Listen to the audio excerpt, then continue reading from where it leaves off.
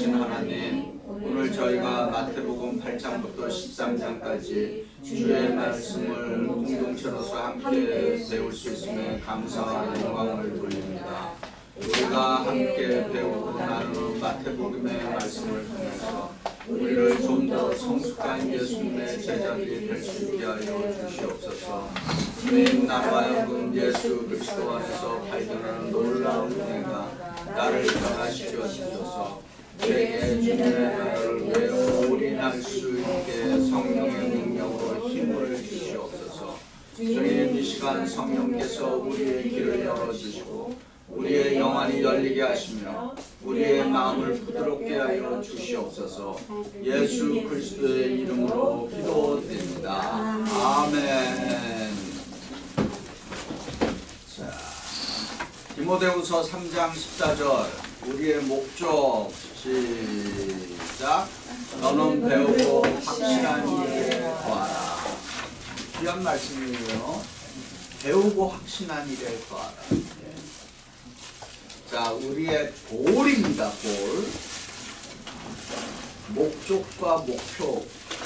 그 차이를 아시죠? 목적과 목표. 목적은 좀 큰 픽처고 골은 딱 들어야 되는 그걸 얘기하는데 영어로 purpose and goal. 그죠? 네, 그런 차이가 있습니다. 자, 우리의 골입니다. 넘버 원 시작. 믿음의 확신, 성경을 읽고 배움으로써. 두 번째, 성숙한 제자 되기, 말씀에 순종함으로써. 세 번째, 성숙한 제자 되기, 말씀을 실천하고. 이 성숙한 제자 되기를 우리 교리적인 용어로 뭐라 그래요? 성숙이라는 다른 표현이 교리 용어로 뭐라 그래요? 성화. 성화. 영어로 뭐예요? sanctification or holiness. 그죠? 네. 성화의 쉬운 말이 성숙이다라고 하는 그런 말. 성숙한 게 참 중요해요. 인생에서. 그러면 성숙의 반대는 뭐예요? 미성숙을 다른 말로 하면 뭐라고 표현해요? 유치하지. 그리고 미성숙을 또 다른 말로 사람의 신체적인 성장에 비유한 뭐예요? 어린이다. 젖먹이, 그거를 신앙으로 표현하는 젖먹이 신앙입니다. 또 다른 말로 하면 젖병신앙. 젖병신앙인데는 참 힘들어요. 네. 교인도 힘들고 목사도 힘들어요. 젖병신앙의 특징이 뭐예요? 아이들 생각해 보세요. 아이들 길러갔잖아요. 울어 맨날 울어 맨날 징징대잖아. 그러면 뭐예요? 애가 맨날 응애 하고 울면 어떻게 해줘야 돼? 젖병 불러줘야 돼. 근데 그게 교회에다가 적용하면 어때? 교회 젖병 신앙인들이 울고 한다 그러면은 얼마나 피곤해. 맨날 여기서 징징대고 저기서 징징대고. 그러면은 목사나 다른 교회 리더들의 역할은 뭘까요? 가서 젖병 젖 물려줘야 되잖아요. 그게 뭐 어떤 것들이 있을까요? 한번 생각해 보세요. 다 그러신 어른들이니까. 네. 그래서 신앙에는 뭐가 있어요? 애기의 신앙, 그죠?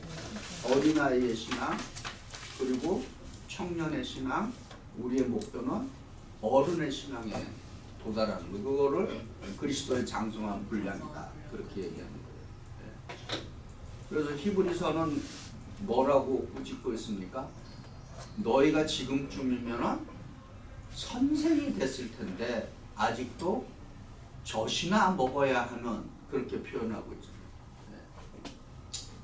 그래서 근데 자신도 좀 부끄럽겠지만은 하나님이 보시면 안타깝잖아요.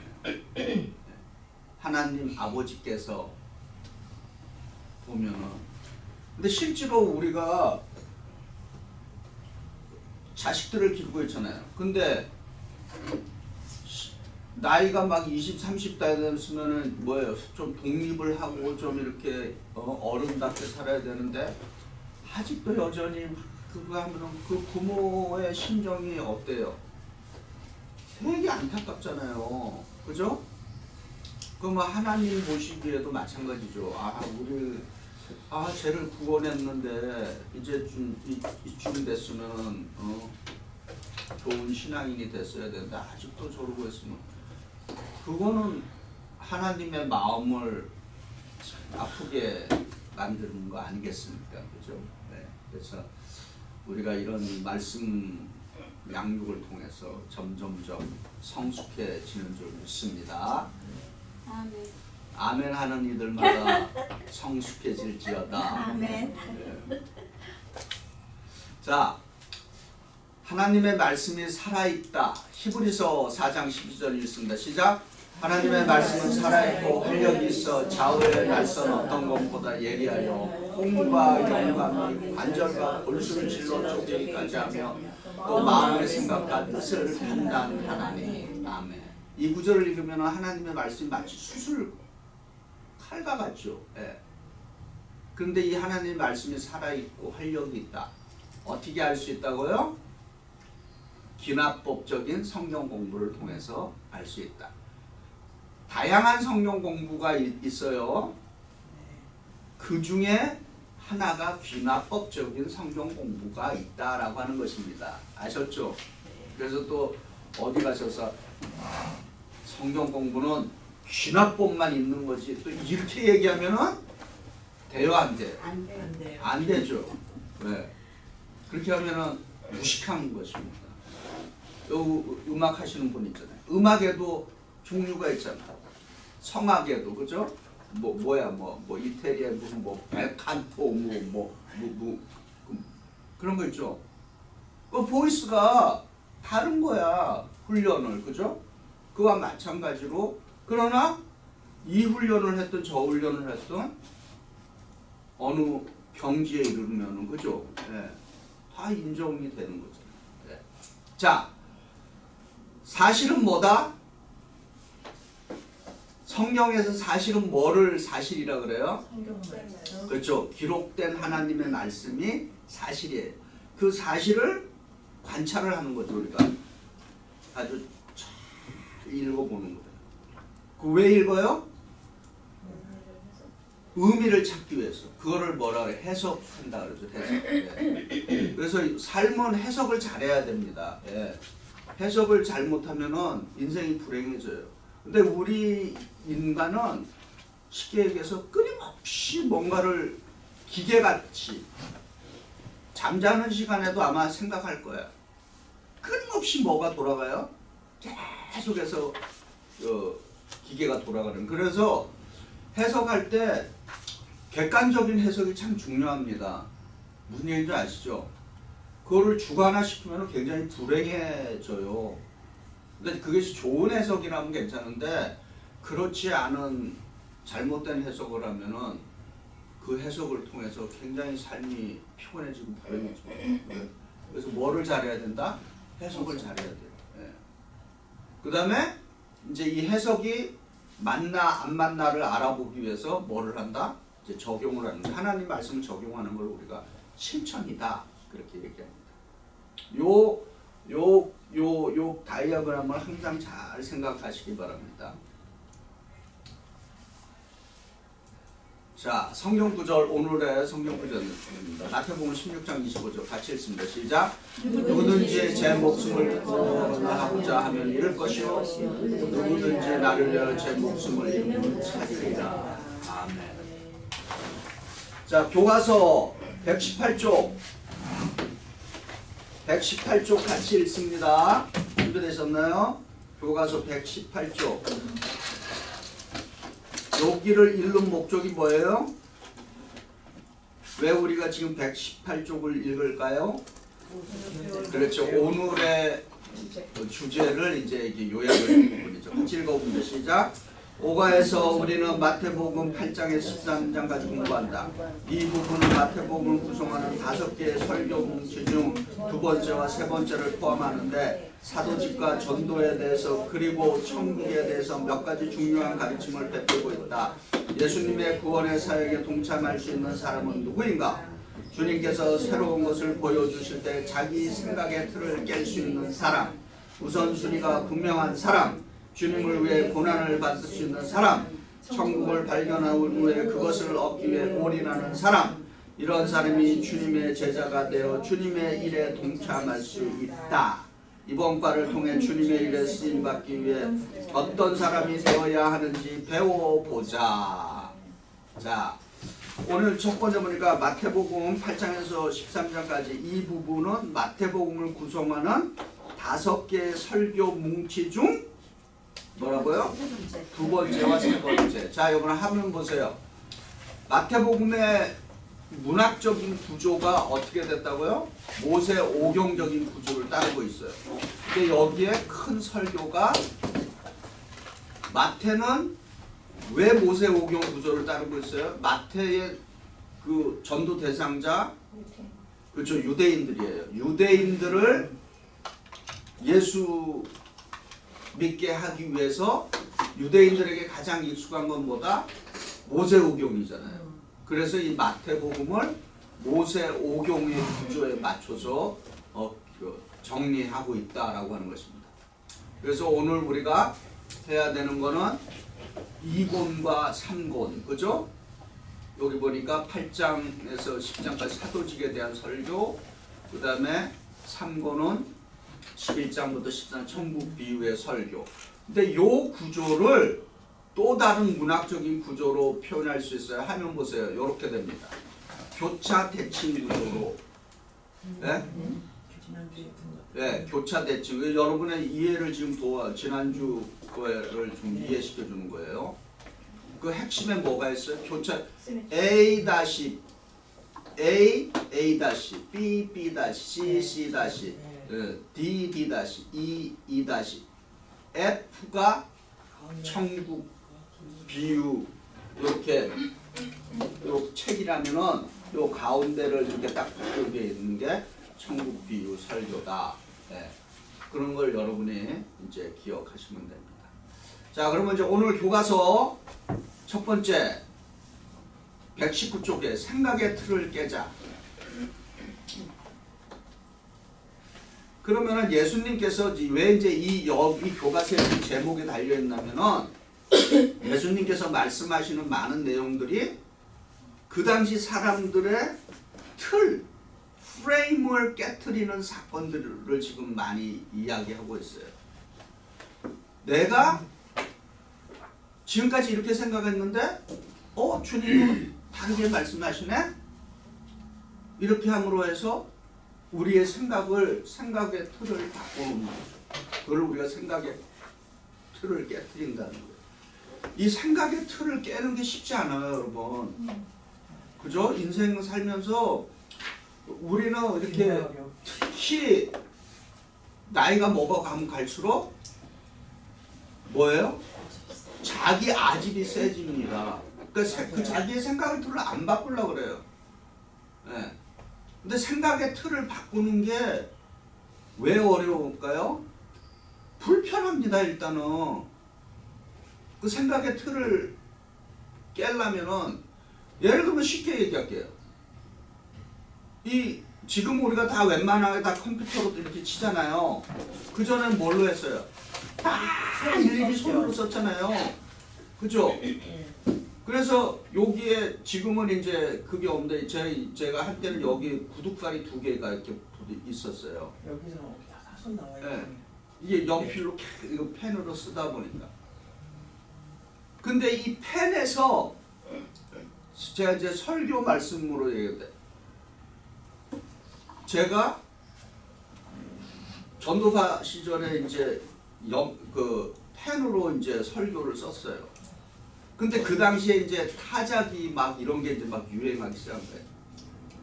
그래서 제가 무슨 생각이 들었는데, 아니 어디 감히 하나님의 말씀을 타작으로 똑딱 치고 속으로 막 그렇게 생각하고 타자기 앉아서 막 이렇게 하는 사람을 막 속으로 욕을 했어요. 어디 감히 하나님의 말씀을 갖다 타자기로 딱딱딱 치고 편안하게 그렇게. 실제로 그랬어요 제가. 그리고 그 핸드라이팅에서 타자로 옮겨가는데 시간이 되게 걸렸습니다. 그 나중에 타자로 옮겨가니까 얼마나 편해. 그러다 보니까 뭐예요? 타자를 배워야 되잖아. 그래갖고 학원에 가서 등록하고 타자 학원에 가고 요거 독수리 타법이 아니라 이 손가락 다 양손을 이용하면서 탁 하는 거. 그거 배우는데 또 시간 걸렸잖아. 네. 그러니까 이 사람이 생각의 틀을 깬다는 거는 바꾼다는 거 노동입니다. 네. 쉬운 게 아니에요. 네. 근데 이제 그게 익숙해지면은 힘들지만은 삶의 유익함이 더 있는 거죠. 네. 그래서 여러분 생각의 틀, 예수님께서 우리에게 가르쳐 주시는 많은 말씀은 뭐다? 우리가 지금까지 알고 있는 것들에 대한 그것에 대해서 새로운 방향성을 제공해 주고 있다. 자, 요거는 화면 보세요. 그래서 이 생각의 틀을 깨는 거는 뭐다? 믿음에다 적용하면은 내 믿음만 옳다고 주장해서는 안 된다라고 하는 것입니다. 네.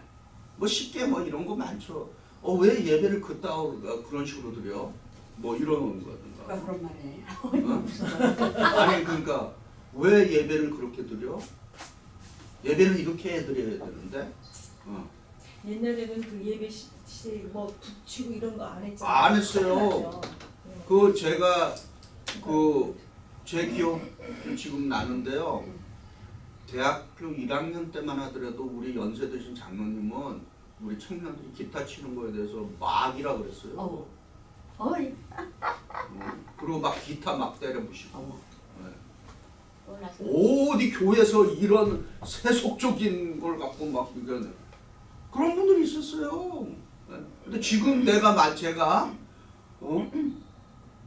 우리 젊은이들이 기타 치면서 막 하는데 어디 교회에서 치는 거 아니야? 뭐 이렇게 하면은 저보고 뭐라 그러겠어요? 미쳤다 그랬지. 네. 그렇습니다. 자, 근데 한번 볼게요. 구체적인 게 마태복음 9장 2절. 자, 여러분 같이 읽어봅니다. 침상의 시작. 침상에 누운 중풍병자를 사람들이 데리고 오거늘 예수께서 그들의 믿음을 보시고 중풍병자에게 이르시되 작은 자야 안심하라 내 죄 사함을 받았느니라. 주님 예수님은 지금 여기서 그 사람의 믿음이 아니라 친구들의 믿음을 보시고 병을 고쳐주세요. 얼마나 놀라운 사건인 거예요. 네. 내 믿음이 아니라 타인의 믿음으로 그 사람을 치유해 주셨다라고 하는 것입니다. 그 다음에 이제 이거는 아주 중요하지. 이방인 고넬료의 구원 사건. 자, 이거 고넬료와 베드로의 만남이죠. 자, 사도행전 11장 17절 시작. 그런즉 하나님이 우리가 주 예수 그리스도를 믿을 때 주신 것 같은 선물을 그들에게도 주셨으니 내가 누구에게 하나님을 능히 맡겠느냐 하더라. 이 지금 베드로가 변론하는 거죠. 어떻게 해서 쉽게 얘기하면 이거예요. 이 유대인들에게는 이방인들에게는 구원이 있다 없다? 구원이 임할 수가 없는 거예요. 그런데 이 놀라운 사건이 이제 일어난 거죠. 그래서 베드로가 어떻게 됐어요? 생각이 확 바뀐 거죠. 그리고 가서 이제 자기 동료들에게 아니다. 이방인들에게도 이런 놀라운 사건이 일어난다. 그러면서 내가 어떻게 하나님의 그 능력을 내가 맡겠느냐. 자, 그 다음에 세리 마태를 부르는 사건. 마태 9장 9절 시작. 예수께서 그곳을 떠나 지나가시다가 마태라 하는 사람이 세간에 앉아있는 것을 보시고 이르시되 나를 따르라 하시니 일어나 따르라. 자, 여기 뭐가 문제예요? 세리와 죄인은 유대인들에게 있어서 이방인뿐만 아니라 죄인이고, 특히 세리는 유대인의 관점에서는 누구다? 민족을 반역한 자들이에요. 네. 로마에 붙어서 먹고 사는 인간들이란 쉽게 얘기하면, 그러니까 민족의 반역자예요. 근데 그런 사람을 갖다가 제자로 덜컹 삼았으니 이게 보통 사건이 아닌 거죠. 자, 금식에 대한 논쟁입니다. 또 자, 9장 14절 15절 시작. 우리와 바리새인들은 금식하는데 어찌하여 당신 제자들은 금식하지 아니하나이까. 예수께서 그들에게 이르시되 혼인집 주인 손님들이 신랑과 함께 있을 동안에 슬퍼할 수 있느냐. 그러나 신랑을 빼앗길 날이 이르느니 그때에는 금식할 것이니라. 무슨 얘기예요?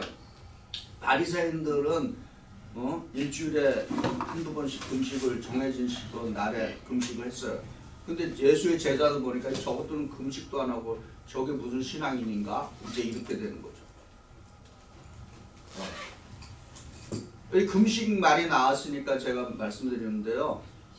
금식 굉장히 좋습니다. 그런데 금식을 해서는 안 되는 사람들이 있어요. 누굴까요? 신체적으로 금식을 해서는 안 되는 사람들. 당뇨 환자들 금식하지 마세요. 하면 안 돼요. 네.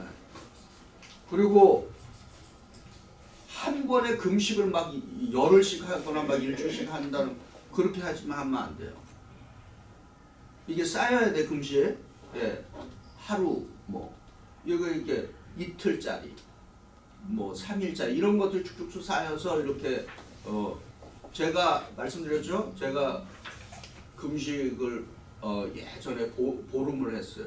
근데 보름 정도 하잖아요.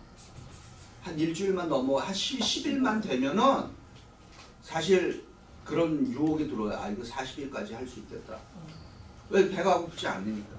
그리고 정신이 맑아져요. 그때쯤 되면. 근데 여러분 꼭 좋은 물 먹고 소금 써야 돼요. 소금을 약간 써야 되고, 그리고 가벼운 운동 계속해요.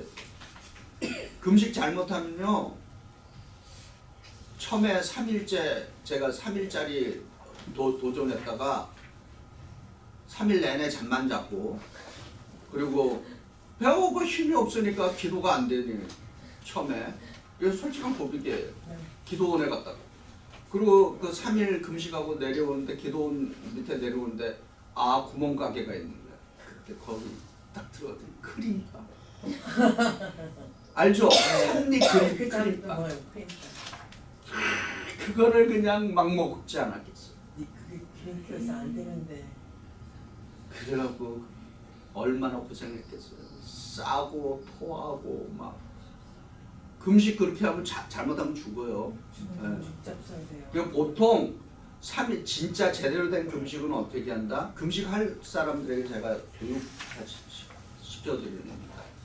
3일 금식한다 그러면은 3일 전부터 전 단계 금식을 준비해야 되고, 그 다음에 3일 정식 3일 본 금식, 그 다음에 회복하는 3일 금식을 또 해야 돼. 그러니까 회복식을 해야 됩니다. 맞아요. 그러면 결국은 뭐야? 3일 금식이라 그랬을 때 9일 금식.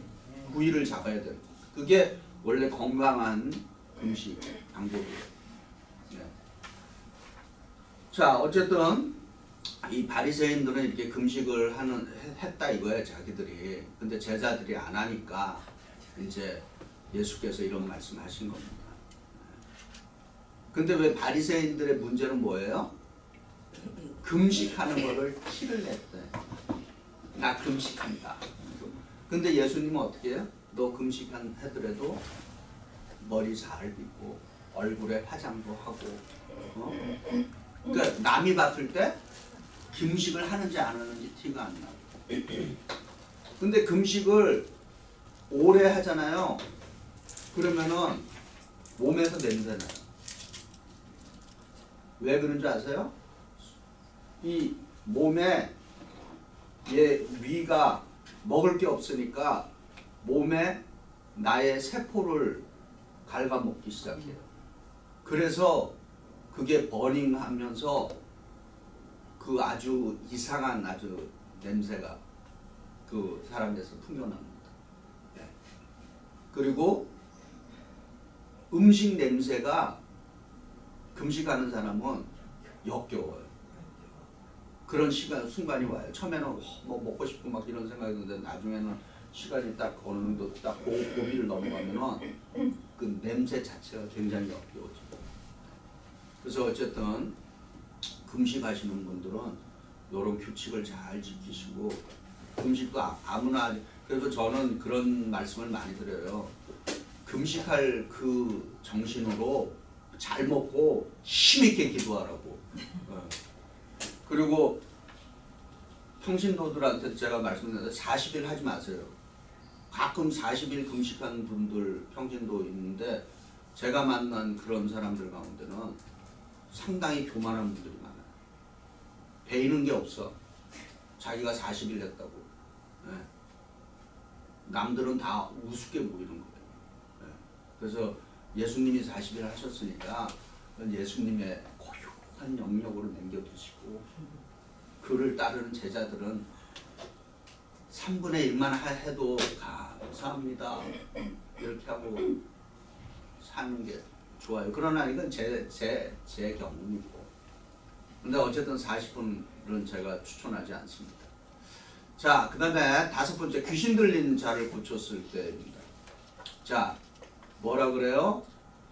바리새인들은 귀신의 왕을 의지해서 예수가 귀신을 내쫓는다, 그렇게 이제 얘기했어요.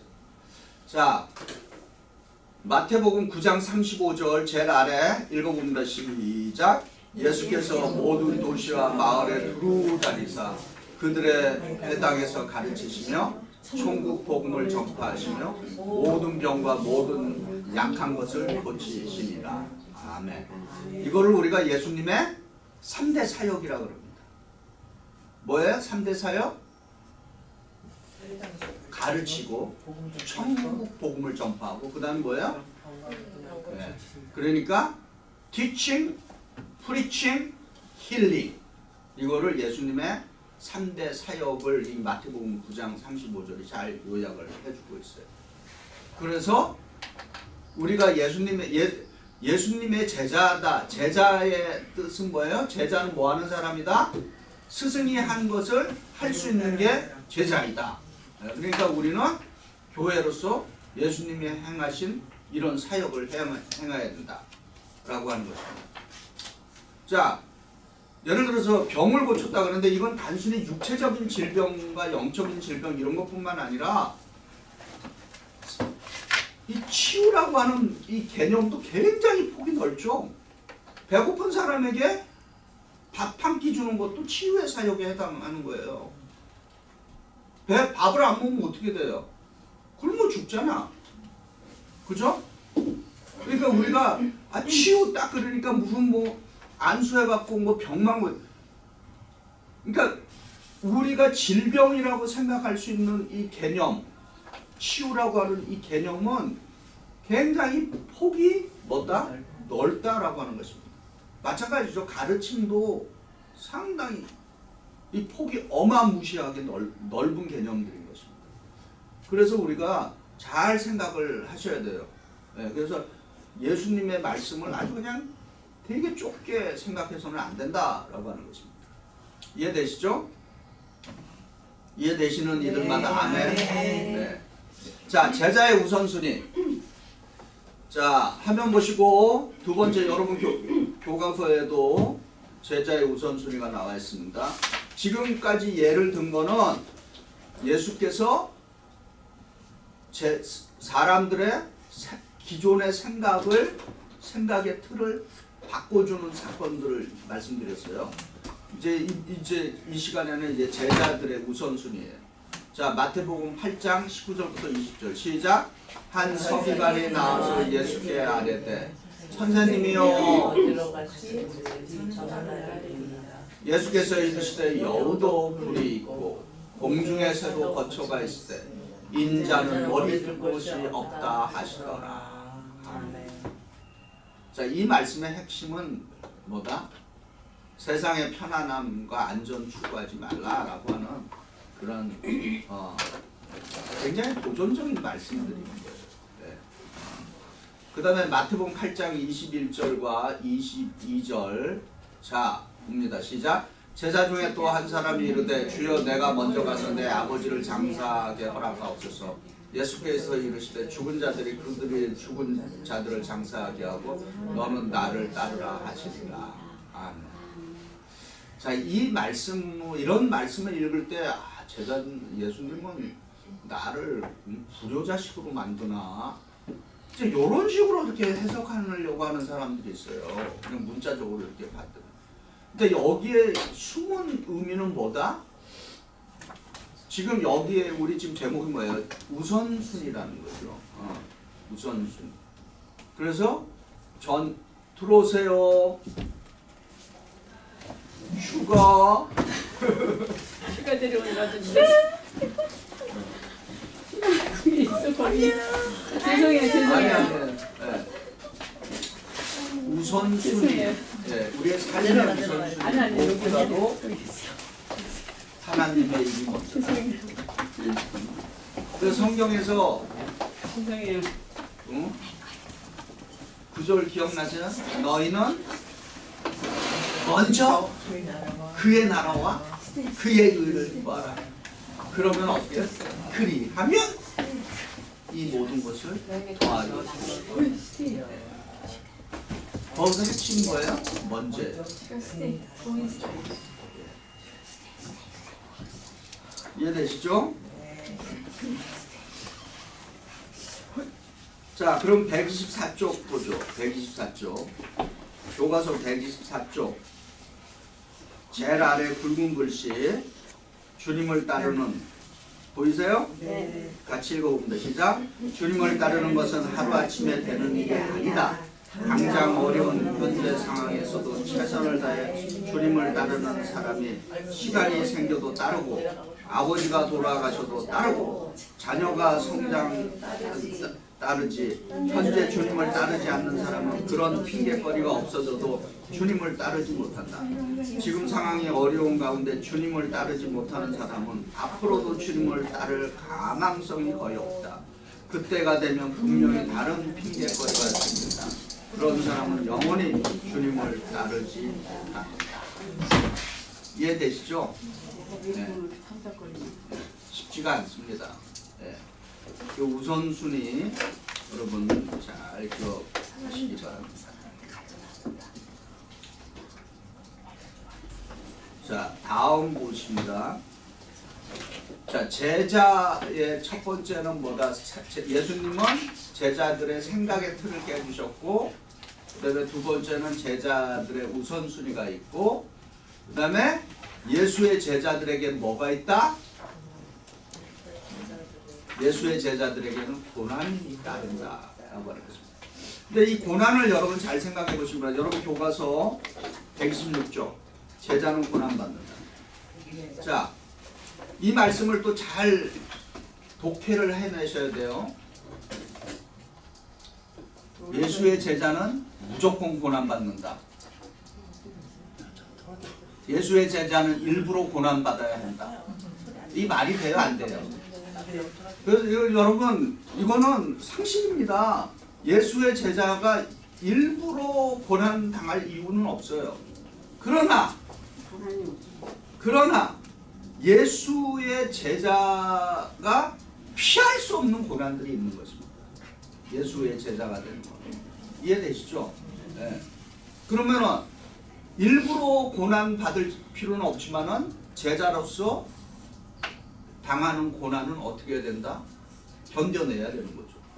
받아야 되는 거예요. 꼭 견뎌내야 한다라고 하는 거죠. 자, 그러면 제자, 우리 교과서도 나왔죠. 제자는 하나님의 뜻을 위해 부당하게 고난받을 수 있다라고 하는 것을 여러분 기억해요. 자, 베드로전서 2장 19절부터 20절 읽어봅니다. 시작.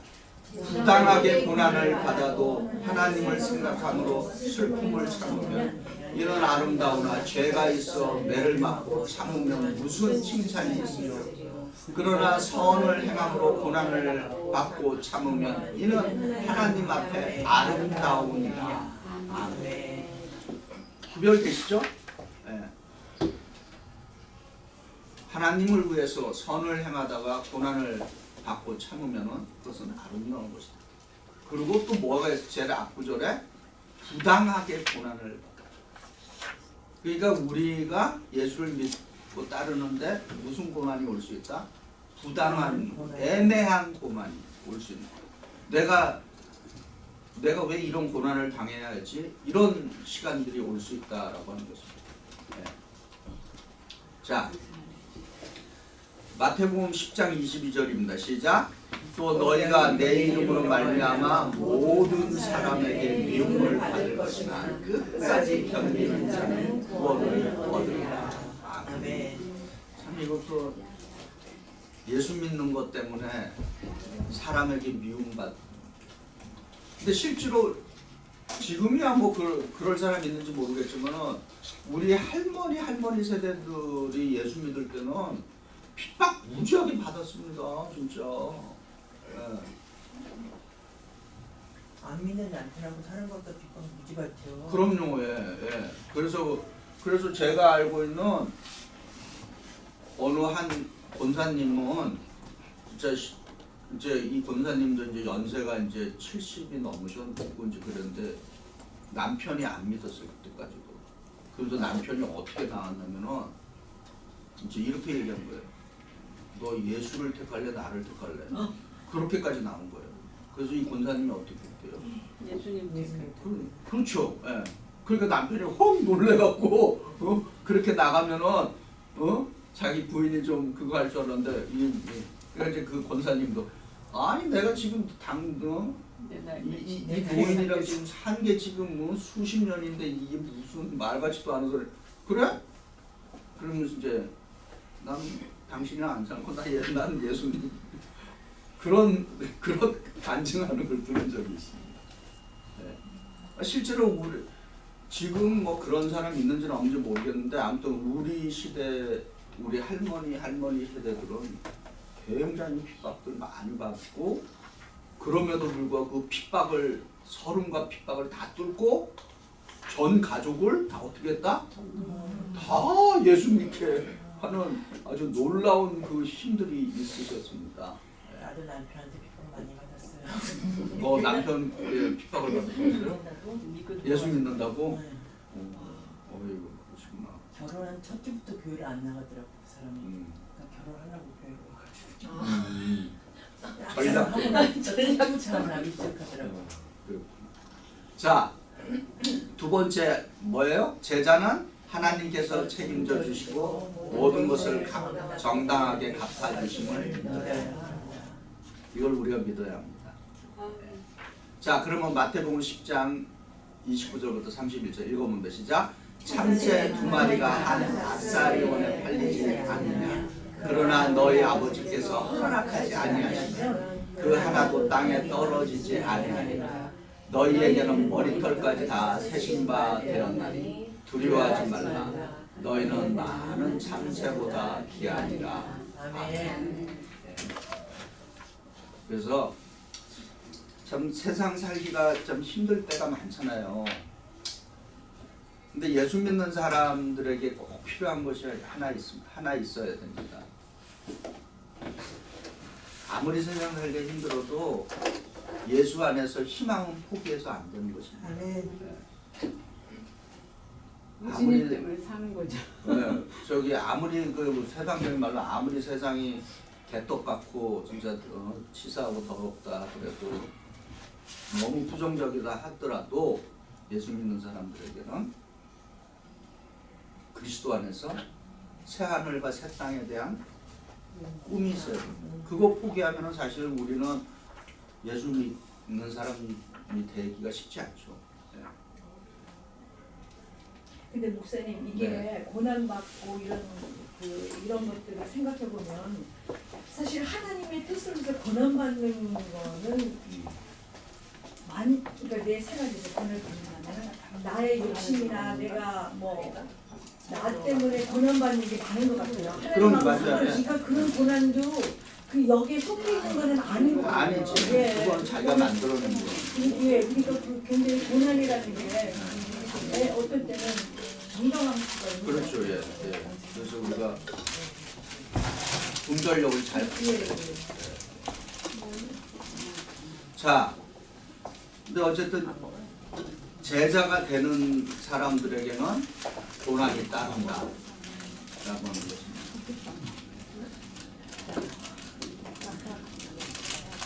자, 그 다음에 이제 여기서 이렇게만 끝난다 그러면은 예수 믿기가 쉽지 않죠. 네? 고난만 있다 그러고 그러면 누가 예수 믿는다 그래요? 그죠? 이 고난을 뚫을 수 있는 힘을 주시잖아. 네, 그게 이제 또 부르신 분이 우리를 고난을 통해서 뭐를 준다? 능력 주시는 거 우리가 기억해야 돼. 네. 그래서 성경에는 그런 표현이 있잖아요. 그런 표현 기억나세요? 고난이 내게 유익이라. 고난을 통해서 내가 주의 윤례를 배우게. 얼마나 위대한 말씀, 고백입니다.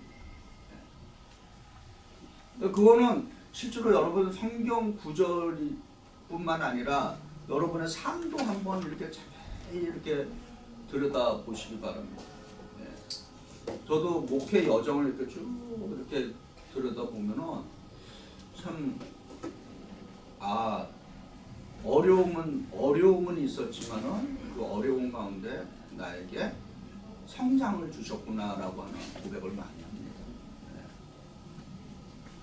고난을 당하면은 사람이 성숙해져요. 그리고 이제 다른 사람들을 좀 더 이해하게 돼요. 맞아요. 그죠? 네. 네. 철이 들어요. 철이 들어. 철이 들어 맞아. 예, 진짜요. 쉬운 말로 철이 듭니다. 네. 맞습니다. 자, 고난만 있는 게 아니라 뭐가 있다? 부르신 제자. 여러분 교과서 부르신 제자에게는 뭐를 주신다? 능력을 주신다라고 하는 것입니다. 여러분 교과서 130쪽에 보죠. 굵은 글씨 읽어봅니다. 굵은 글씨 130쪽 굵은 글씨 시작. 주님은 능력 있는 사람을 부르시는 것이 아니라 부르신 사람에게 필요한 능력을 주신다. 하나님의 원칙은 능력 있는 사람을 제자로 사용하는 것이 아니라 겸손하게 순종하는 사람을 부르셔서 그에게 필요한 능력을 주신다. 아멘. 자, 마태복음 10장 1절 화면 보시고 시작. 예수께서 그 12제자를 부르사 더러운 귀신을 쫓아내며 모든 병과 모든 약한 것을 고치는 능력을 주십니다. 아멘. 그죠? 네. 그래서 부르심의 가장 핵심은 뭐다? 부르심에 대해서 우리는 어떻게 해야 된다? 순종하는 게 먼저입니다. 예수께서 위대한 사명을 마태복음 28장 18절에서 20절에 주시잖아요. 그때 첫 마디가 뭐예요? 고! 그러잖아요. 가라! 가라라고 하는 거예요. 능력을 준다는 게 아니라 가라가 먼저 나옵니다. 명령이. 그럼 거긴 뭐예요?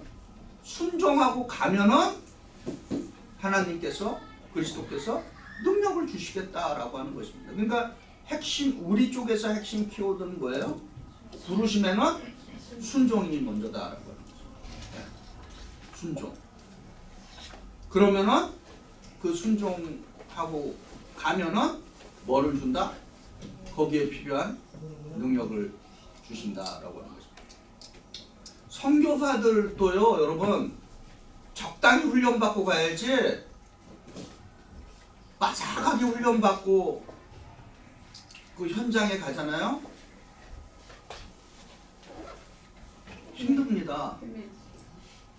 몸 어느 정도 모르니까 가서 뭐 하는 거지. 뭐 언어도 다 익히고 뭐 이렇게 해갖고 당연히 뭔가를 준비는 하고 가야 돼. 근데 그거를 뭐 완벽하게 어떤 식으로 준비해, 그거 성교 못해요. 예. 어느 정도 훈련돼갖고 현장에 들어가서 거기서 부딪히면서 이렇게 하는 사람들이 성교 현장에 남지, 빠삭하게 알고 막 이렇게 하다 보면은 못 견딥니다. 예. 갈 수가 없어요. 예. 그래서 제가 아는 안찬호 선교사님 지로는 그 케냐 마사이 선교하신 분이고 은퇴하시고 아직도 거기 계신데, 그분이 항상 말하는 게 있어요. 무조건 가라. 그리고 거기서 현장에서 배우라. 언어도 거기서 배우라는 거예요. 현장에서. 배워갖고 하지 말고 현장에 들어가서 거기서부터 시작을. 그러면서 이분이 무슨 간증을 했냐면은 마사이 족한테 마을에 들어갔더니 마사이 족 사람들이 이 선교사를 붙잡아갖고 나무에 매다른 거야. 그러면서 이제 마사이 추장이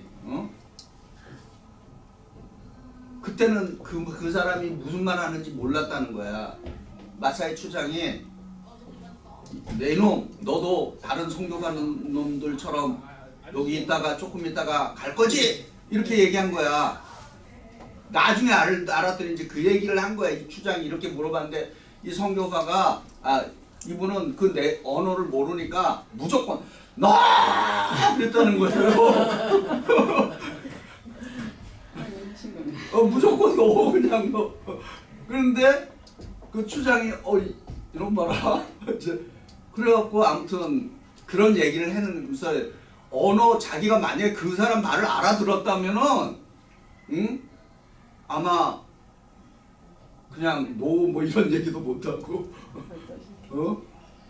그냥 그 언어를 몰랐기 때문에 자기가 거기서 땅도 없고 선교를 이제 하게 됐다는, 이제 그래서 그분 얘기로는 언어도 현장에서 배우라는 거예요. 여기 와서 여기 배워갖고 뭐 물론 그렇게 하는 사람도 있죠. 예, 그러나 현장에 들어가는 사람들은 너무 빠삭하게 현장을 준비해갖고 오면은 안 된다는 거예요.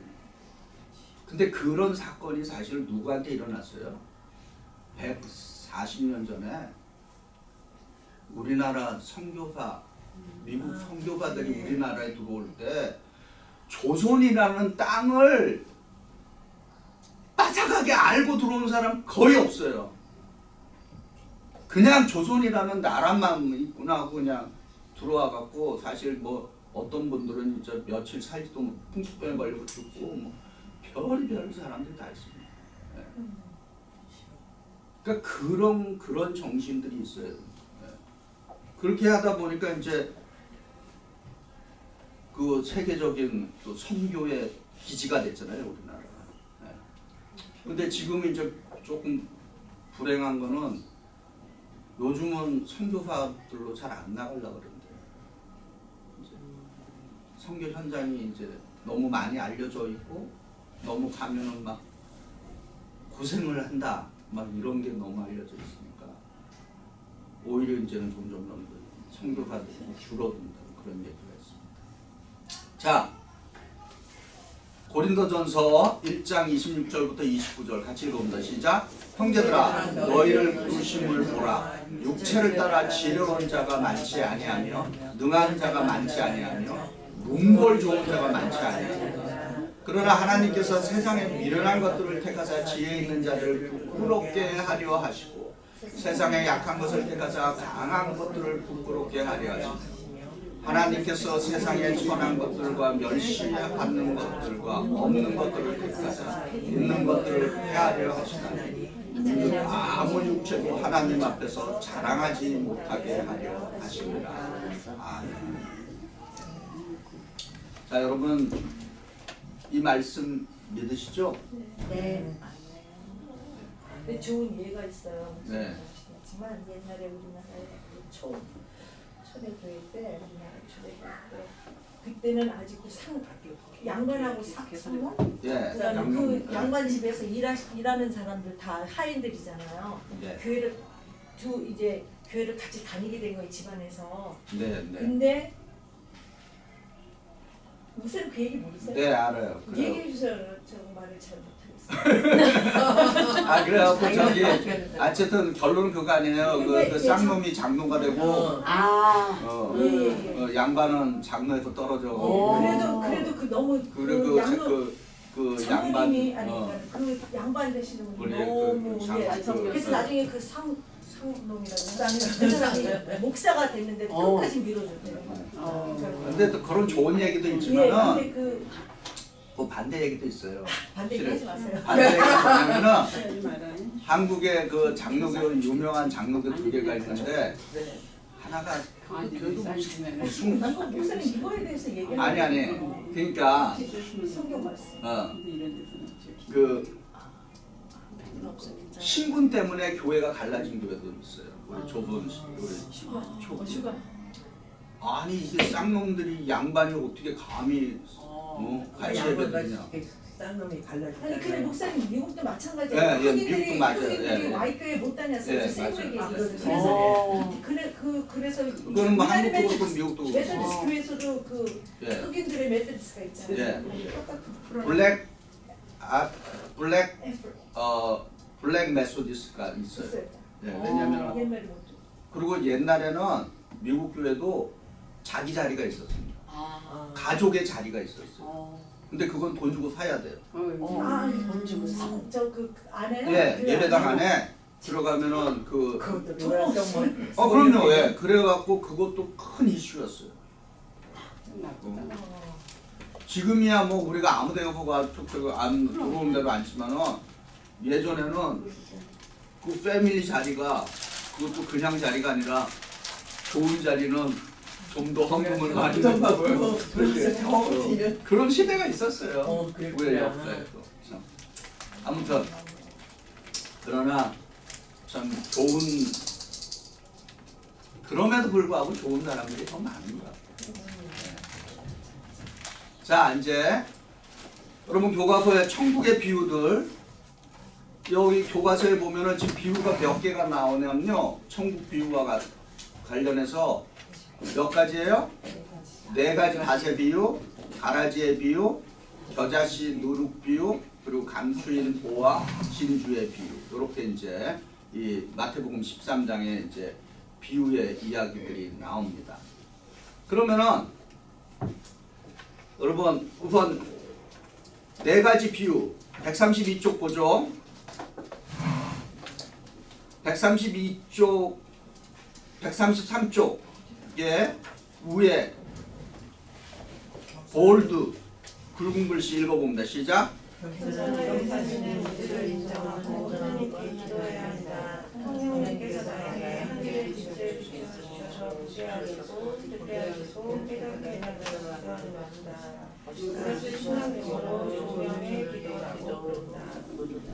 태양이나 전등빛이 있어야 우리는 대로 글자를 읽고 이해할 수 있는 것처럼 하나님께서 성령의 빛을 비춰주셔야 우리의 영이 말씀을 깨달을 수 있는 것이다.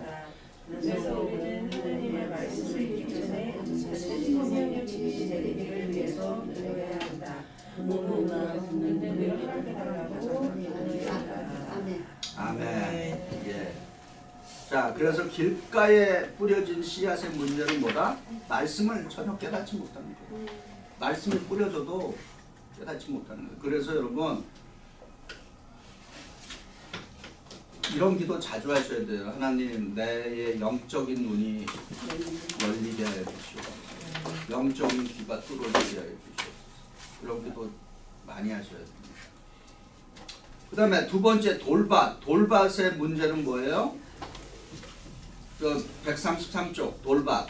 시작. 우제루에. 두 번째 돌밭인데 돌밭의 문제는 무엇인가? 흙이 약간 있지만 뿌리를 내릴 정도로 깊지 못한 것이다. 네. 그러면 이게 우리의 삶의 현장에 들어오면 어떻게 돼요?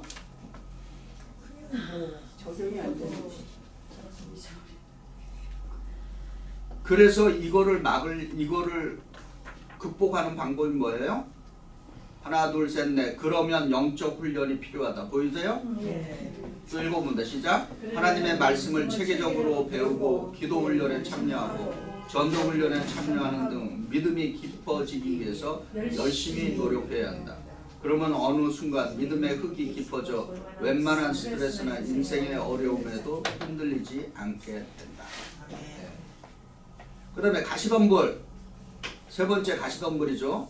읽어봅니다. 시작. 이 상태에 있는 사람은 이미 말씀의 뿌리가 있는 사람이다. 웬만한 어려움에도 넘어지지 않는 안정성이 있다. 그런데 문제는 가시덤불이 하늘을 막고 있어 신앙이 어느 정도 자라다가 더는 자라지 않는 것이다. 왜 그럴까? 세상의 염려 때문에 막히고 재물의 유혹 때문에 막힌다. 그러면 이 문제 해결을 어떻게 할까? 가시덤불을 없애야 된다. 세상의 그 어떤 가치보다 주님만을 더 사랑한다는 확실한 우선순위가 확립되어야 한다. 그러면 그 가시덤불의 문제가 해결된다. 예.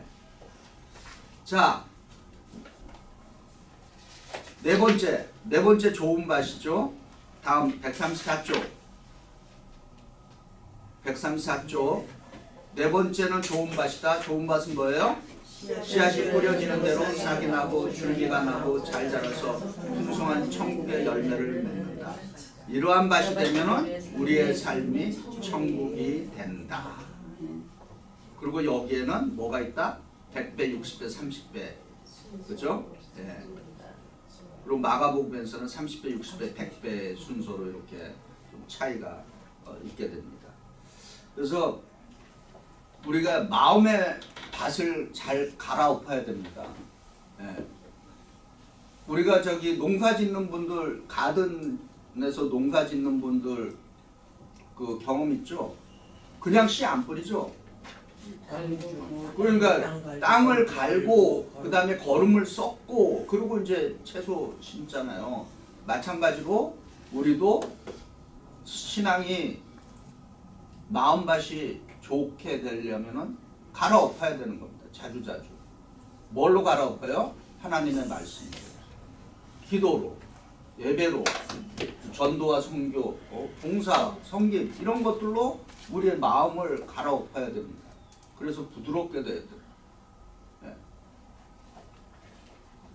자, 여러분 여기에 윌리엄 보톤이라는 분 이야기 있습니다. 그 전에 135쪽 가라지의 비유부터 보죠. 135쪽 가라지의 비유. 가라지의 비유에서 여러분 136쪽 보면은 그 박스 있죠? 네. 박스. 네. 박스의 제일 밑에 패라고 그래. 그러므로 교회에서 시작. 그러므로 교회에서 발견되는 가라지들을 보고 너무 실망하지 말자. 내가 가라지를 뽑아서 거룩한 교회를 만들어야지 이렇게 생각한다. 그러다가 좋은 곡식들도 뽑게 되는 불쌍한 한 영혼을 귀하게 여기는 주님의 마음을 우리가 조금이라도 해준다면 섣불리 가라지를 뽑으려는 행동을 하지 말아야 한다. 네. 그래서 이 얘기는 쉽게 적용하면은 자기 마음에 드는 사람만 이렇게 하고 마음에 들지 않는 사람을 제껴놓으려고 하면은 그런 일을 하지 말라는 거예요. 네. 교회는 다양한 사람들이 섞여 있는 곳이고 가라지냐 알곡이냐 그 누가 판단해요? 하나님께서 판단해 주시는 겁니다. 네. 그리고 때가 되면 하나님께서 정리를 해주세요. 또 이런 저런 모양으로 그렇게 안 해도 정리가 되는. 그거는 여러분의 또 신앙의 경험을 통해서도 아마 그런 경험들이 있을 거예요. 저도 이게 30여 년간의 목회를 통해서 이렇게 뒤돌아보니까 막 힘들어 죽을 것 같고 막 미워 죽을 것 같아도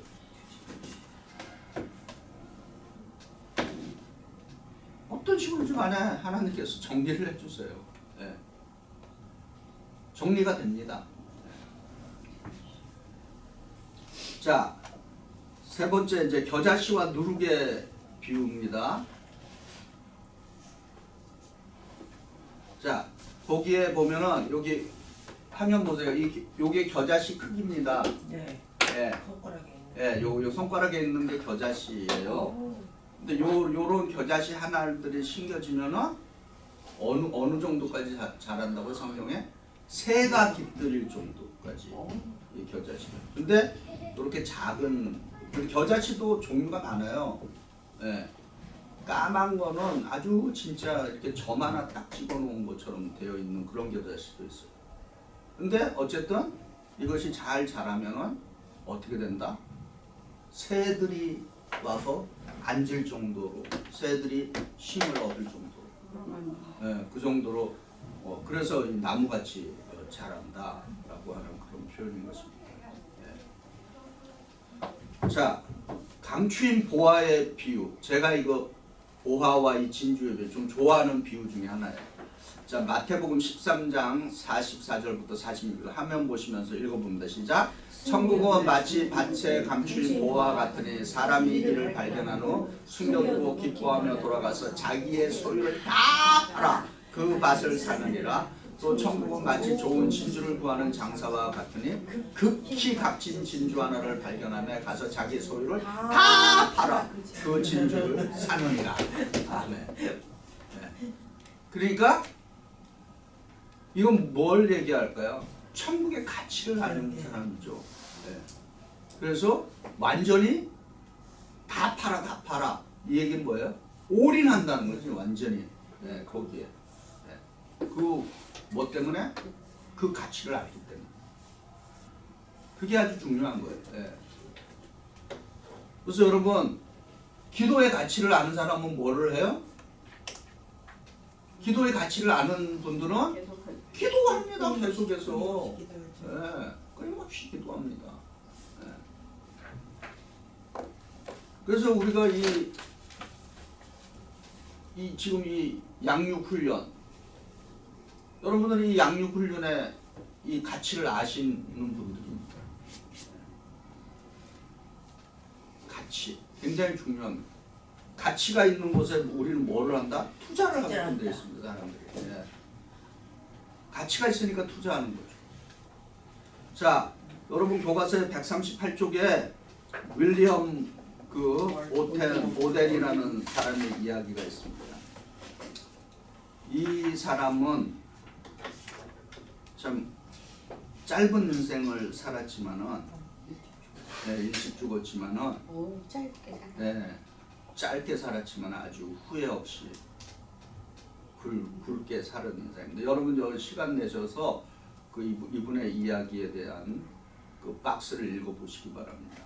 그런데 이분이 그 성경책에 남긴 구절이 있습니다. 영어로 한번 먼저 읽어볼까요? 139쪽에 시작. Law reserves no retreat, no regrets. 한국말로 하면 이게 뭘까요?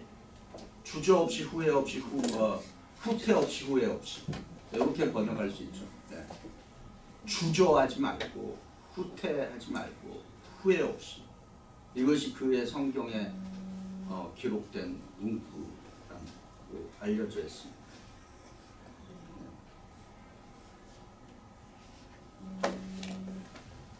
멋진, 비록 인생은 짧게 살았지만은 멋진 생애를 산 사람입니다. 자, 이제 오늘 말씀의 결론으로 갑니다.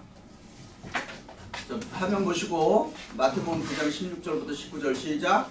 생배 조각을 낡은 옷에 붙이는 자가 없나니 이는 기운 것이 그 옷을 당겨 헤어짐이 더하게 될 것이요 새 포도주를 낡은 가죽 부대에 넣지 아니하나니 그렇게 하면 부대가 터져 포도주도 쏟아지고 부대도 버리게 됩니다.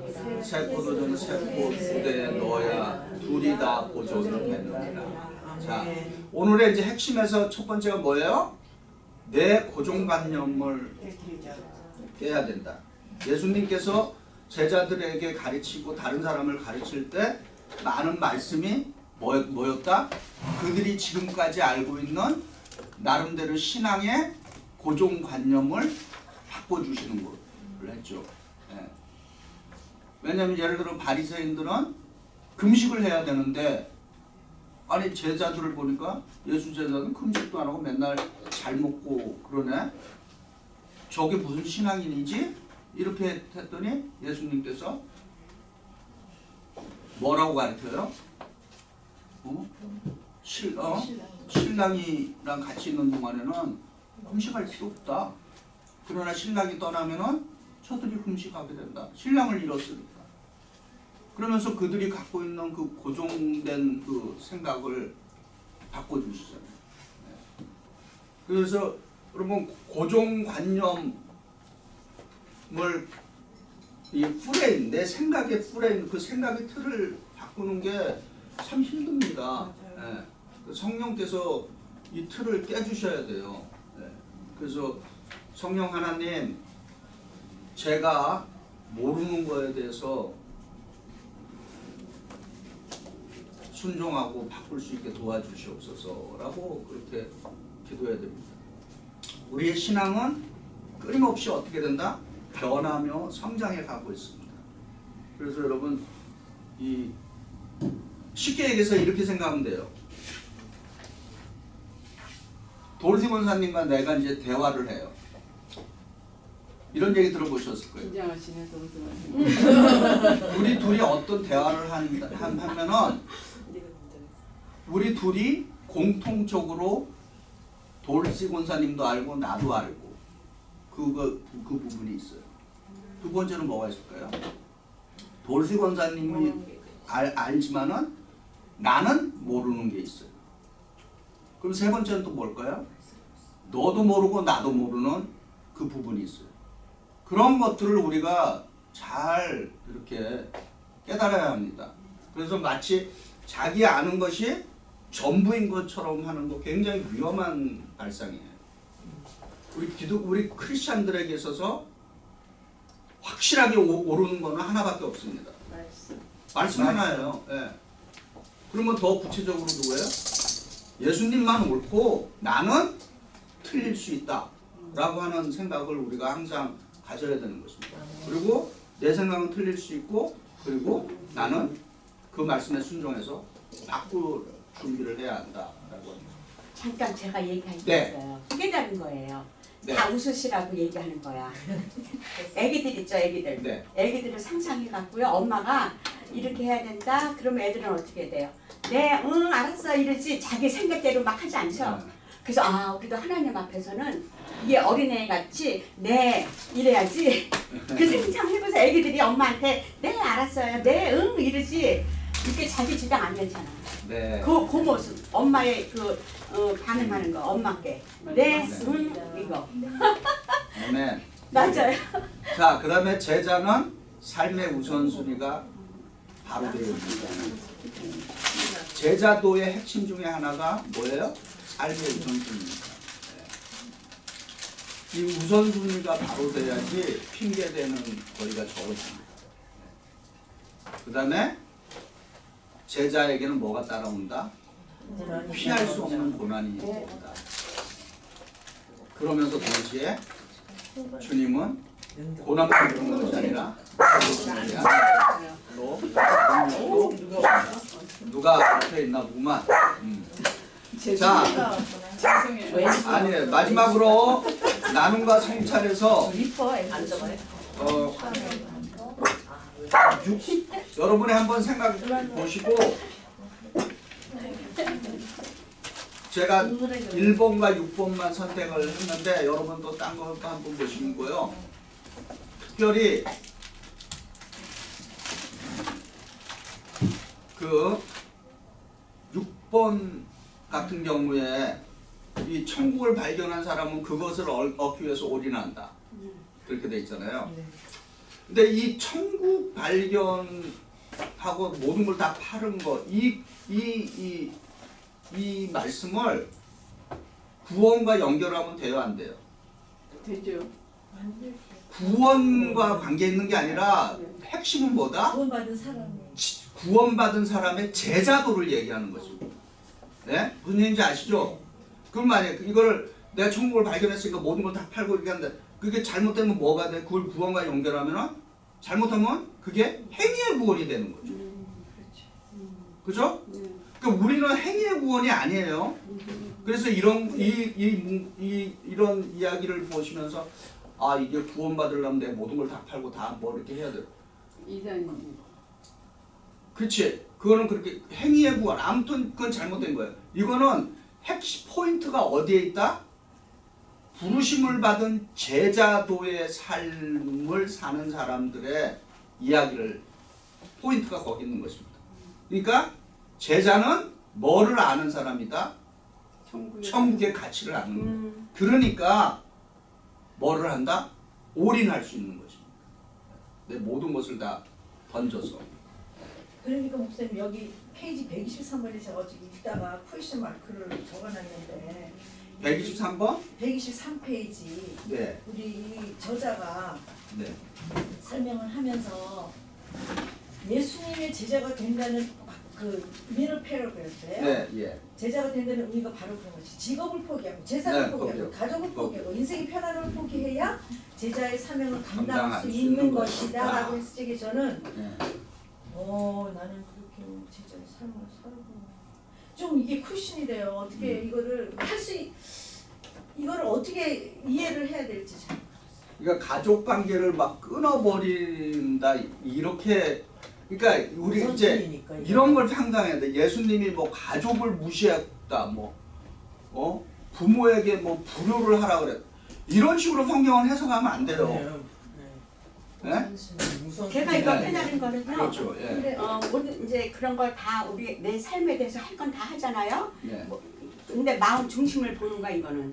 너 마음의 중심은 하나님 말씀에 있어라. 예, 예. 이러면서 너가 생활하라 이거야. 가족을 그 예를 버리는 게 들면 아니고 뭐 아브라함이 이삭을 바치는 버리는 사건 게 같은 아니고. 것들. 그거는 하나님께서 이삭을 죽이려고 하는 의도가 있는 게 아니잖아요. 그렇죠. 중심을 보는 거예요. 그러니까 우리가 그런 거를 막 문자적으로 해석을 그치. 해서 그렇게 하면 무슨 문제가 생겨요? 하나님에 대한 이해가 굉장히 오해가 생깁니다. 그렇죠. 오해가 되지. 근데 그렇게 해석하는 건 잘못된 해석이죠. 그러니까 우리가 보는 건 하나님은 우리 중심을 보는 거예요. 중심을 그렇지. 보고 그걸 네가 확실히 갖고 있으면서 생활하라 이거야. 가족이나 뭐 사회생활 하든지 뭐 하든지 중심은 흔들리지 말고 있어라는 뜻이야 이게. 제가 느끼는 건 네, 그래요. 네, 네. 그러니까 저는 그래서 이거를 어떻게 저는 그게 되냐면 예수님이 제자가 된다는 거는 쉬운 게 아니다. 그렇지. 그거는 굉장히 네. 올인이라는 거는 정말 이게 말같이 올인 우리 다 나는 못 하고 있어요. I don't know about you guys, but I can't. 나는 올인 한다고 생각을 나는 감히 못 해요. Try my best. 그게 right answer. Try my best. 네, 네. 어렵지. as I am.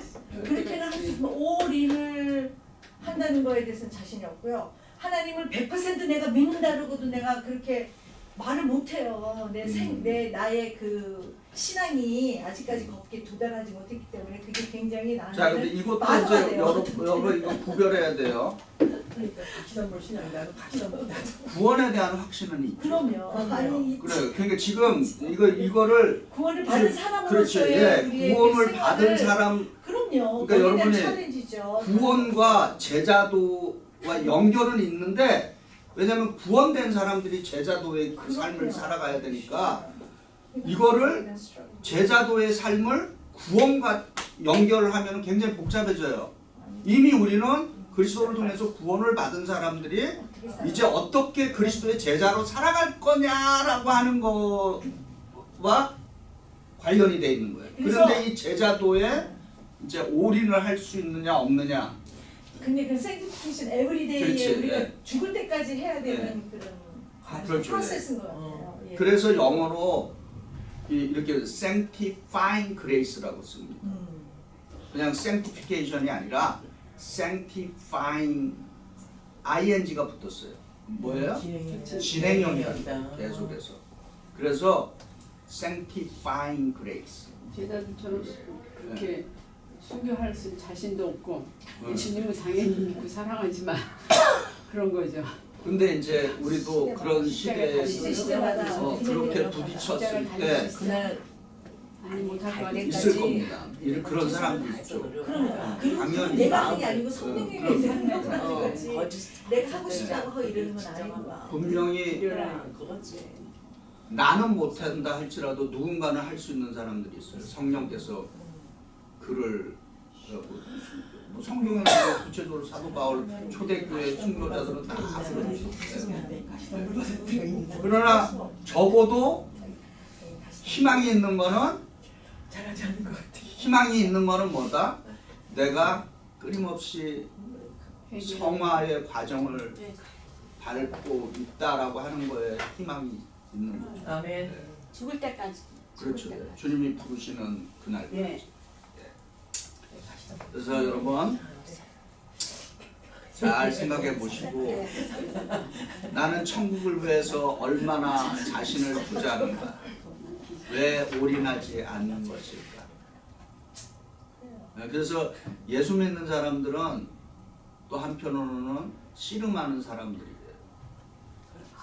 예. 올인하지 않는 걸 생각하는 사람들. 신앙에 대해서 갈등하고 씨름하고 영어로 말하면 스트러글하고 그러는 게 성숙한 신앙의 과정인 것입니다. 그래서 신앙에 대해서 갈등하지 않는 거 그거 위험한 거예요. 또. 야곱의 씨름을 우리가 기도에도 비유하지만은 야곱의 씨름을 신앙에도 비유를 많이 신앙의 성장.